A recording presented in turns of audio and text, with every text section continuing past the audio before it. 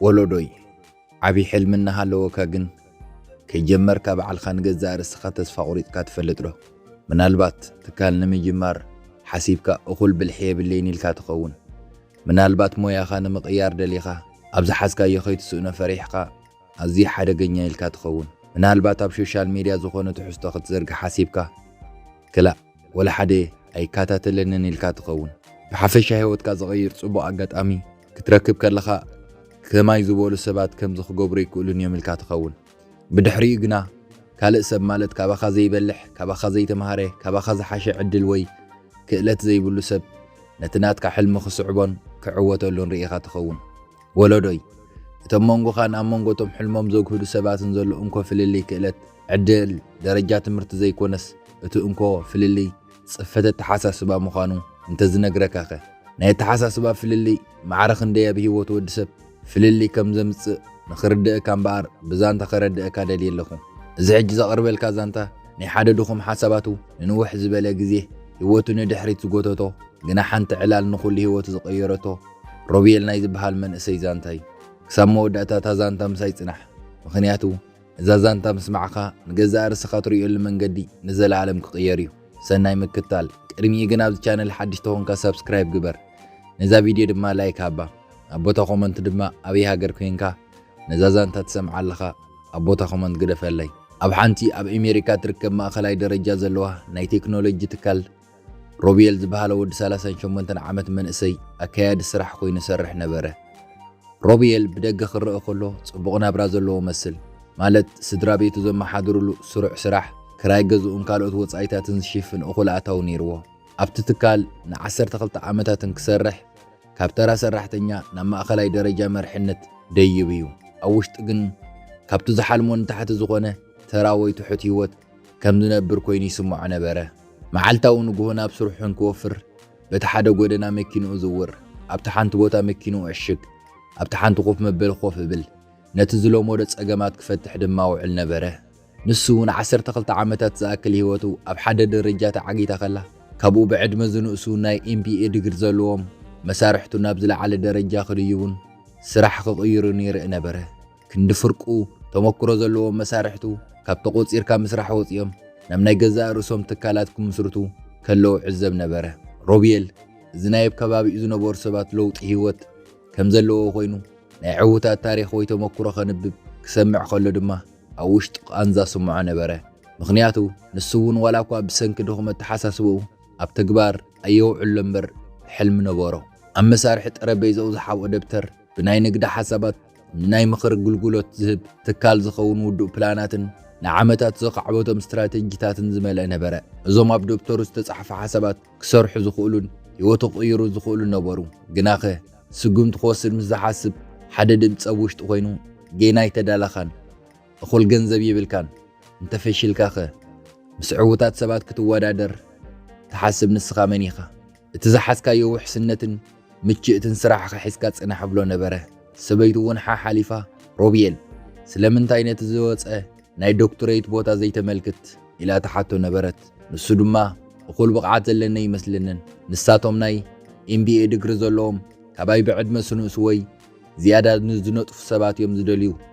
يبلا نبره سبيتو دما بغوهنا طمتتو كمزنا بلك 5 عامت حليفو معاسي خاب جزا رسخه خط امامن تبلو نبرت روبيل جنا رؤسو كم مدفع حليفو ملسي نورون روبيل زي تجنزبو نجار زنبره التحسسبو بيت ما أسرت خوينو من باريو نفسو وكف رؤسة أمانة زوجدلو دخومات حسابات مالت أي كإلني أي بقعكن انت فشيلة خزوبلا حسابات نتتأثير اللي زنبره من دق التحسسبو زحيو للتحسسبا نبرو التحسسبو نشتبو من بارو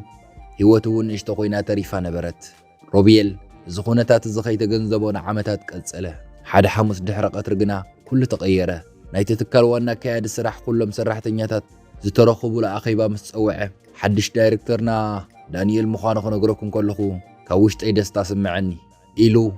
نابتو بقوان نخوفي لزنبار من اسي ملكته روبيا لزنكري بسم بعد كبد حف كبل تسمعه اتحالافي اخوين الشيام زل دانيال ود 29 عامت راي نيرو نابتو خبانيا قدم 3 عامت يتصمبيرو ካብ ስታንፎርድ ዩኒቨርሲቲ MBA ዝሓዘን ኣብ ዳታ ምዕቃብ ክእለት ዘለዎን ነይሩ ብድሕሪኡ ናብቲ ትካል ተጸምቢሩ ኸይኣክል ነቲ 12 ዓመት ዘገልገለ ሮቤል ሓላፊኡ ኮይኑ ንስልጣን ተመዘአ ድሕሪ ተኣኺባ ሮቤል ኣብ ቤት ጽሕፈቱ ንበይኑ ኮፍ ኢሉ ብሕርቃነ እዳዊ ቅጥቀጥ ነበረ ነቲ ዝሓብኦ ደብተር ኣውፂኡ ኸንብቦ ጀመረ ክሰርሑ ዝኽእሉ ውጥናት ጽቡቓት ሓሳባት ተጻሒፎም ነበሩ ን12 ዓመታት ክሓቶ ዝፈርሐቶ ድማ ንገዛእ ርእሱ ሓተተ ስለምንታይ ጌና ኣብዚ ዘለኹ ኢሉ ንነብሲ ሓተታ መልሱ ከም ብርቱዕ ድምፂ ኣብ ውሽጢ ኣእምሮኡ መጸ ምኽንያቱ ዝያዳ ክገብር ከም ዝኽእል ኣብ ገዛእ ርእሰይ ከኣምን ስለ ዝፈራሕኹ ዝብል መልሲ በታ ለይቲ እቲኣ ሮቤል ደቂሱ ይሓደርን ፍርቂ ለይቲ ምስ ሓለፈ ሰዓት 2 ኣብ ዓራቱ ደቂሱ ንላዕሊ እናጠመተ ንባዕሉ ክሳብ ሕጂ ኣሚኑሉን ተገንዚብዎን ዘይፈልጥ ሓቂ ምስ ውሽጡ ተዛረበ ንገዛእ ርእሰይ ብድኹም ሓሳባት ከታልል ጸኒሐ ዘይባቃዕኹ ይኩንኩን ዘይተደለኹ እውን ኣይኩንኩን ፈሪሐ ጥራየ ነይረ እቲ ፈርሒ ድማ ካብቲ ዝግብአኒ ትሕት ዝበልኩ ከም ዝኾንኩ ኣእምንኒ ጸኒሑ ኢሉ ንጽባሒቱ ሮቤል ዘይተለምደ ነገር ገበረ ቀጥታ ናብ ስራሕ ምእታው ገዲፉ ናብ ሓንቲ መዓልታውን ሓለፋ ዝኸይድ ዝነበረ ኣትይዋ ዘይፈልጥ እንዳ ካፈ ኣተወ ምስ ኣተው ድማ ሓደ ዕድሚኦም ኣብ ሱሳታት ዝግመት ኣቦ ብድሕሪ እቲ ባንኮኒ ኮይኖም ቡን ከዳልዉ ንዓማዊል ክእዘዙ ረአየ ሮቤል ቡን ኣዚዙ ኮፍ ምስ በለ እቶም ሰብኣይ ቡን ከምጽእሉ ከለዉ ኣብቲ መንደቕ ሓንቲ ጽሕፍቲ ረአየ ሃይለ መሻርክቱን ናይ ምኽሪ ጉልጉለት ቢዝነስን 1998 ይብል ነይሩ እቲ ጽሑፍ እቶም ኣቦ ቡን ሒዞምሉ ምስ መጽ ሮቤል ናይ ምኽሪ ጉልጉለት ዝህብ ትካል ነይርኩም ድዩ ኢሉ ሓተቶም እቶም ኣቦ ፍሽኽ ኢሎም ነይረኒ ቅድሚ 5 ዓመት ግና ብጽሒተይ ሸይጠዮ ሕጂ ደስ እናበለኒ እዚ ናይ ባዕለይ እንዳቡን እሰርሕ ኣለኹ ሃይለ በሃል በልዎ ናይ ሮቤል ስም ይፈልጥዎ ስለ ዝነበሩ ምሕታት የድልዮምን ነይሩ ሮቤል ኣብ ውሽጡ ዝኾነ ነገር ክፍታሕ እናተፈለጦ ሓንቲ ሕቶ ደኽሓተኩም ከመይ ጌርኩም ካብ ሰራሕተኛ ናብ ናይ ገዛእ ርእስኹም ትካል ምምስራት ክትሰጋገሩ ክኢልኩም በሎም ጽባሕ ንግሆ ልክዕ ከምዚ ሰዓት ናብዚ ተመለስ እቲ ሰብ ዘይመሃረኒ ግናኸ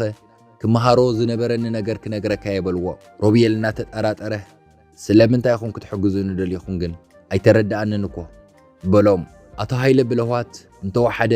ኣብዚ ኣብ ጥቓና ዝርከብ ትካል ከም ትሰርሕ ፈልጥ እየ ቅድሚ 20 ዓመት ከመኻየ ነይረ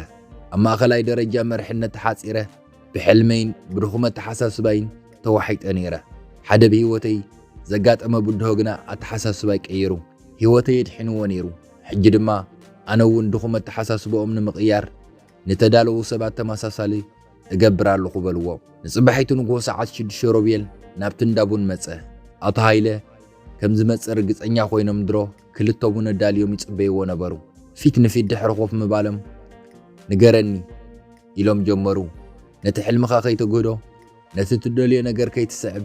ዝዓግተካ ዘሎ እንታይ ይመስለካ በልዎ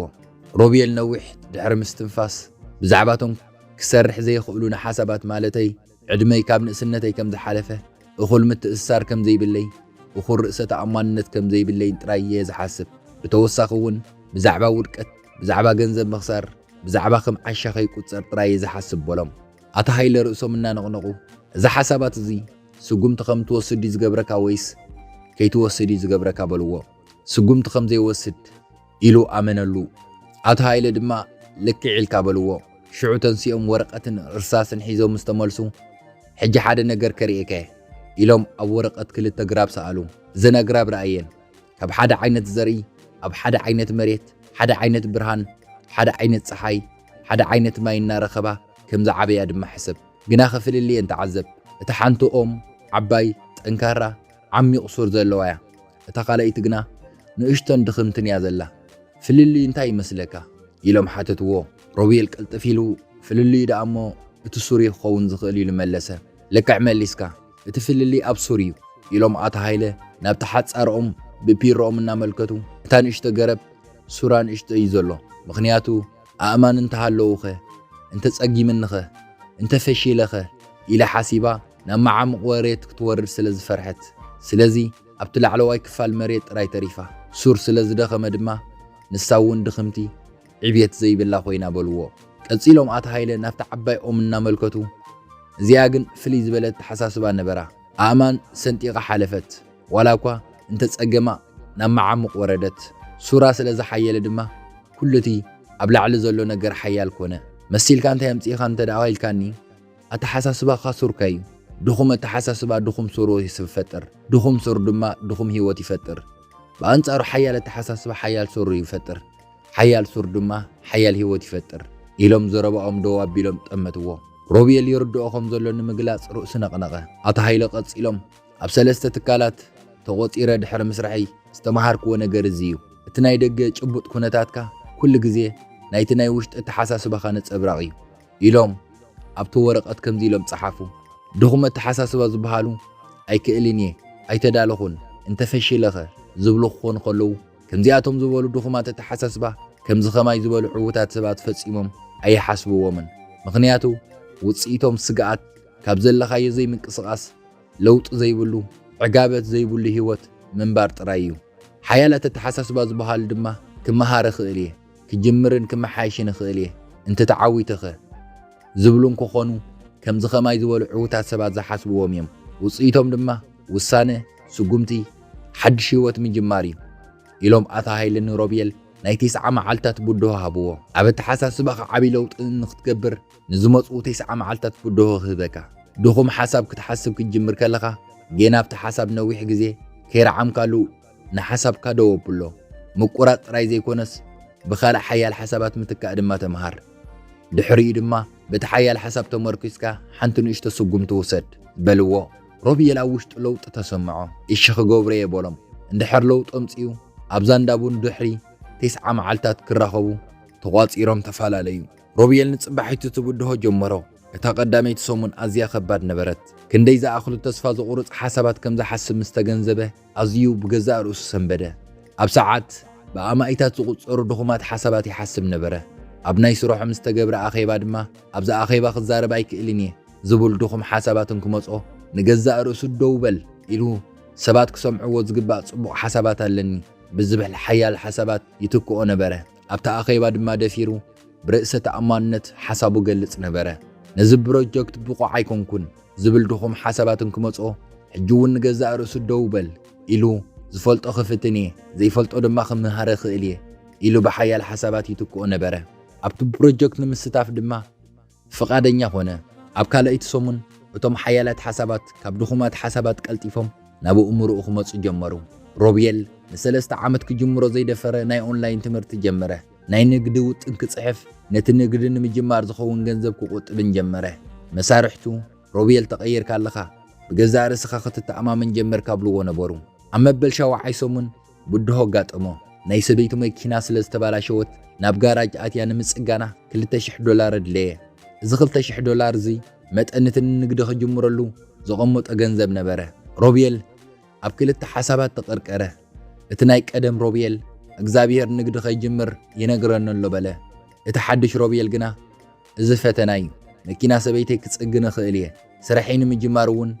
ምቑጣብ ክቕጽል እየ ኢለ ሓሰበ እቲ ሓድሽ ሮቤል ስዒሩ ድማ ናይ ሰበይቲ መኪና ጸጊኑ ከም ሓድሽ ንስራሕ መጀመር ዝኸውን ገንዘብ ክቁጥብ ቀጸለ ኣብ መበል 9 መዓልቲ ሮቤል ናይ ኦንላይን ትምህርቲ ወዲኡ ናይ ንግዲ ውጥን ኣዳልዩ ንእሽቶ ዌብሳይት እውን ሃኒጹ ነበረ ዝያዳ ኩሉ ግን ኣተሓሳስቡ ተቐይሩ ነበረ ጸገም ክመጽእ ከሎ ኣይክእልን እየ ካብ ምባል ከመይ ጌረ ክገጥም ክብድህ ክእል ናብ ምባል ሓያል ኣተሓሳስባ ተሰጋገረ ሮቤል ድሕሪ 9 መዓልታት ናብ ኣተሃይለ ተመሊሱ ህይወተይ ቀይርኩም ኢኹም ኢሎ መስገኖም ኣተሃይለ ግና ኣነ ዘይኮንኩስ ንስኻ ስለ ዝወሰንካይ ህይወትካ ቀይርካዮ በልዎ ድሕሪ 1 ዓመት ሮቤል ኣብቲ ኦንላይን ንግዲ 5 ዓሚል ረኺቡ ካብቲ ስራሕ መሃይኡን ላዕሊ ኣታዊ ክረክብ ጀመረ ሰበይቱ ድማ ሕጂ ብገዛእ ርእስኻ ከም ተኣማመን ኣረጋጊጽካለይ በለቶ ንሱ ድማ እወ ምኽንያቱ ብዛዕባ ንገዛእ ርእሰይ ዝነበረኒ ተሓሳስባ ቀይሮየ የበላ ተፈጸመ ወለዶይ ክሳብ መወዳእታ ዝዛንታ ምሳይ እንተ ደኣ ጸኒሕኻ ቀንዲ መልእኽቲ ዝዛንታ እዚ እንታይ ይመስለካ ህይወትካ ብኹነታት ዘይኮነትሲ ብዛዕባ ነቶም ኩነታት ብዘለካ ተሓሳስበያ እትመሓደር ወይ ትውሰን ሕጂ ነዛ ቪድዮ ኣብ ትሰምዐሉ ግዜ ኳስ ኣብ ኣእምሮኻ ዝመላለሱ ሓሳባት ኣለዉ እቶም ሓሳባት ድማ ወይ መጻኢኻ ዝሃንጹ ወይ ድማ ዘዕንው እዮም ኣነ እኹል ኣይኮንኩን ንዓይ ሮማይ ሓሊፍኒ እዩ ዝኣክል ዓቕሚ የብለይን ዓወት ንኻልኦት ሰባት ጥራይ ዝምልከቶም እናበልካ ትሓስብ እንተ ደኣ ሃሊኻ ድኹማት ሓሳባት ኣብ ኣእምሮኻ እመላለሱ ኣለዉ እዞም ድኹማት ሓሳባት እዚኣቶም ድማ ድኹም ውፅኢት ይፈጥሩ ከም ኣብ ገዛ ርእስኻ ምጥርጣር ካብ ስራሕ ምስጓግ ኣብ ንእሽቶ ደረጃት ዓጌትካ ምትራፍ ከምኡ እውን ካብ ስግኣት ከይብሉን ንምርሓቕ ጥራይ ምጽዓር እዩ ኣቶ ሃይለ ሮቤል ዝመሃር ሓቂ እዩ ደጋዊ ኩነታትካ ወትሩ ናይቲ ውሽጣዊ ተሓሳስባኻ ፍጹም ነጸብራቕ እዩ ህይወትካ ኣብ ጸቢብ ከም ተሓጽረ እንተተሰሚዒካ ሓሳባትካ መርምር ህይወትካ ተዓጊታ ደው ከም ዝበለት እንተተሰሚዒካ ሓሳባትካ መርምር ህይወትካ ዕብየት ዘይብላ ውስንቲ ኮይኑ እንተተሰሚዒካ ሓሳባትካ መርምር ምኽንያቱ ካብቲ ንገዛእ ርእስኻ ዘለካ ስእሊ ወይ ግምት ንላዕሊ ክትሰርሕ ኣይትኽእልን ኢኻ ካብቲ ይግባኣኒ ኢልካ ተኣምኖ ህይወትን ላዕሊ ክትረክብ ኣይትኽእልን ኢኻ እቲ ውሽጥኻ ዘይሃነጽካዮ ኣብ ደጋዊ ህይወትካ ክትፈጥሮ ኣይትኽእልን ኢኻ ንምንታይ ምኽንያቱ ደጋዊ ህይወትካ ናይ ውሽጣዊ ተሓሳስባኻ ነጸብራቕ ስለ ዝኾነ ስለዚ እቲ ሮቤል ዝወሰዶ ተመሳሳሊ ናይ 9 መዓልታት ቡድሆ እንሆ ኣብ እምሮኻ ድኹም ሓሳባትን ክመጹ ከሎ ንገዛእ ርእስኻ ደው ኣብሎ ብዓውታ ድማ እዚ ድኹም ተሓሳስባ እዩ ደው ከብለኒ ድማ ኣይፈቅድን ይበል ድሕሪኡ ብሓያል ሓሳባት ተካእዮ ቀጺልካ ድማ በቲ ሓያል ሓሳብ ተመርኪስካ ሓንቲ ንእሽቶ ስጉምቲ ውሰድ ቀዳማይ ስጉምቲ ንዝመጽእ 24 ሰዓታት ሓሳባትካ ጥራይ ስቕኢልካ ተዓዝብ ሓሳባትካ ንምቕያር ከይፈተንካ ክንደይ ግዜ ድኹም ዓጋቲ ከምኡ እውን ናይ ፍርሒ ሓሳባት ከም እትሓስብ ጥራይ ኣስተውዕል ጸሓፎም ድማ በቲ ውፅኢት ክትግረም ኢኻ ካልኣይቲ ስጉምቲ ካብ ጽባሕ ጀሚርካ ድኹም ሓሳብ ኣብ ዝመጸካ እዋን ብሓያል ሓሳብ ተካእዮ ቀጺልካ ድማ በቲ ሓያል ሓሳብ ተመርኪስካ ሓንቲ ንእሽቶ ስጉምቲ ውሰድ ሳልሳይ ስጉምቲ ጽባሕ ሰው ንኽጅምር ከይበልካ ካብ ሎሚ ጀሚርካ ሓንቲ መዓልቲ ከይሰገርካ እዚ ተግባር ንተኸታታሊ 9 መዓልታት ተግብሮ እዞም ሰለስተ ስጉምታት ብሓላፍነት እንተጌርካዮም ካብ ሕጂ 9 መዓልታት ጸኒሓ ዘላ ህይወትካ ሓንቲ እኳ ምስ ናይ ሎሚ ትመሳሰል ኣይኮነትን እዚ ዝኸውን ድማ ኩነታት ብተኣምራት ስለ ዝተቐየሩ ዘይኮነስ ንስኻ ተሓሳስባኻ ስለ ዝቐየርካ እዩ ኣተሓሳስባኻ ቅየር ከሎ ድማ ኩሉ ነገር ኣብ ህይወትካ ቅየር ሮቤል ን12 ዓመታት ኣብ ማእኸላይ ደረጃ መርሕነት ተዓጊቱ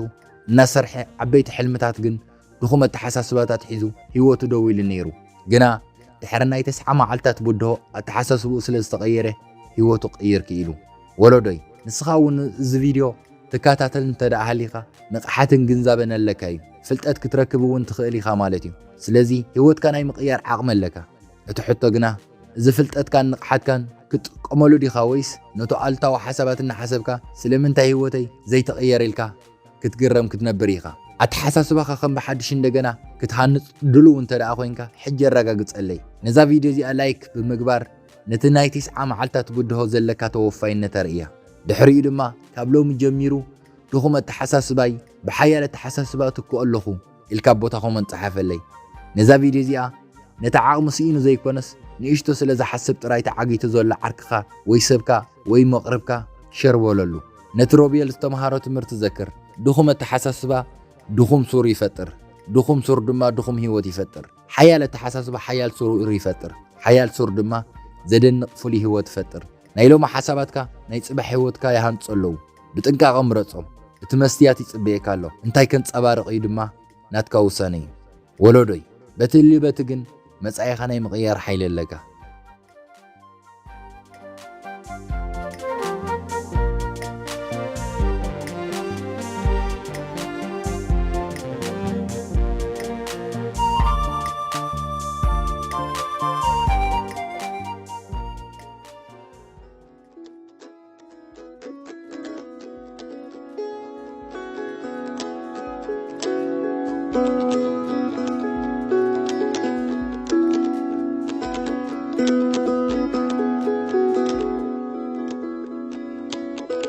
ሓንቲ ዓባይ ወርሒ ብዙሓት ከዋኽብቲ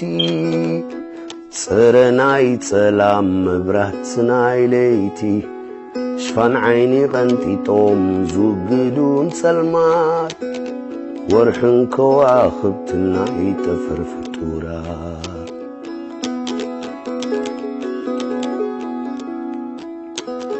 ኣይ ምስቲ ብርሃኖም ቅርጾም ተፈታዊ ስልማት ናይ ሰማይ ተፈጥሮ ባህርያዊ ባዕሎም ንባዕሎም እናተዳራርቡ ነዛ ጸልማት መሬት ብርሃኖም ይህቡ ብርሃኖም ይዝንቡ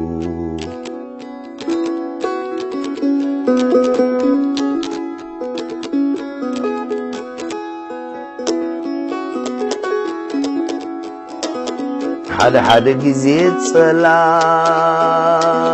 دبنا يشفنهم يتاراترو خايلو قد تبلوم والتانا بنفاس تنتيقو مستدف أدبنا تسلموم تريوم كتنو ببانا كتنو نابانا حانت عباي ورحي بزوحات كواخبتي سرناي سلام مبرهتناي ليتي شفان عيني غنتي توم زود بدون سلمات ورحن كواخبتناي تفرفتورا